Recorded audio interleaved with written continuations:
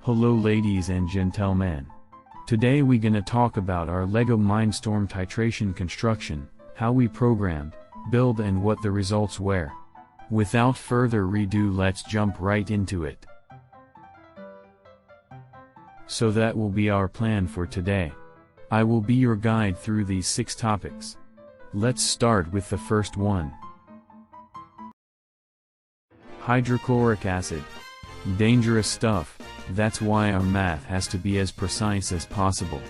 We have to create a 500 ml solution with a molar concentration of 0.01 ml.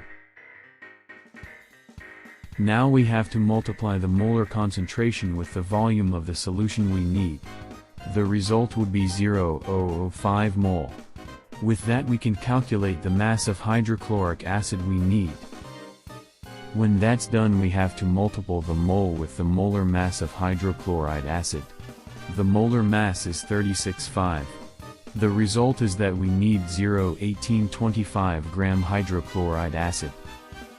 The problem is that hydrochloric acid is obviously not a solid. It's a liquid. That's why we have to calculate how many milliliter hydrochloric acid we need.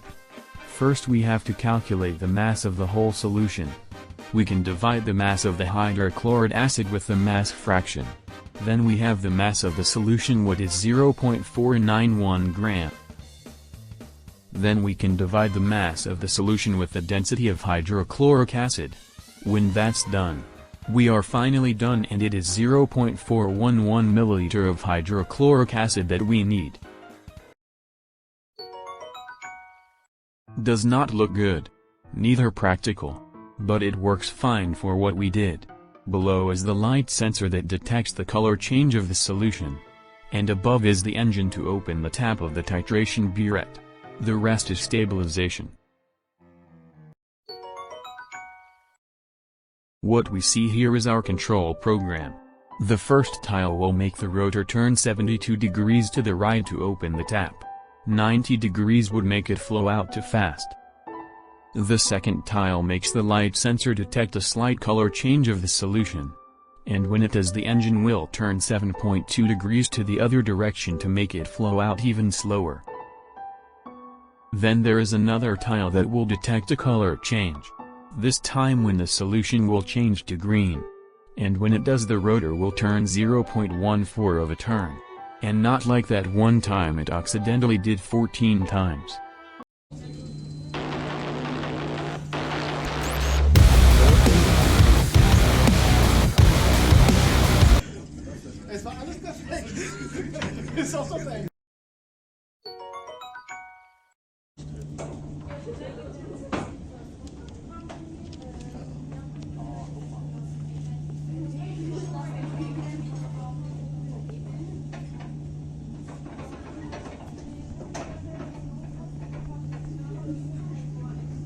Jetzt der König der Titration.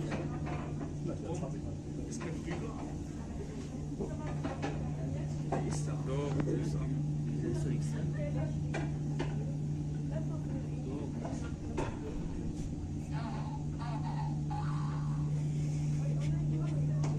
Quick redo. What do we even know by now? You can read by yourself.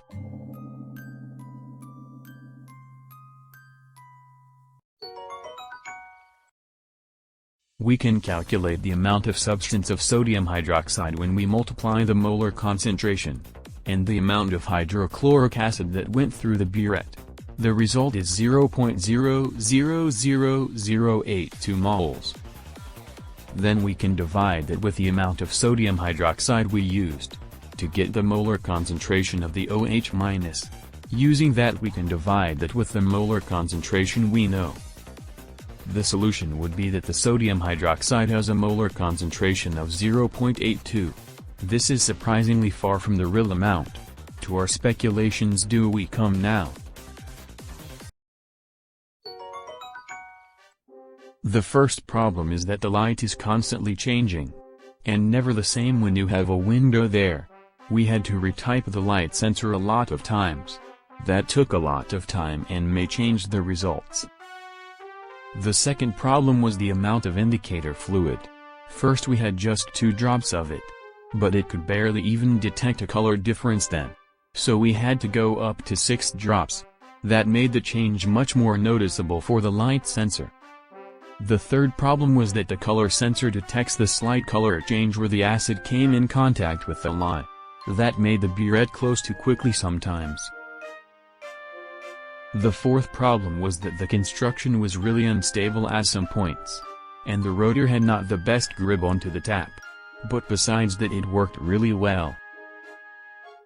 These are maybe some of the reasons why it didn't work that well. Thanks for your time. Made by Mustafa January and Torben Menk.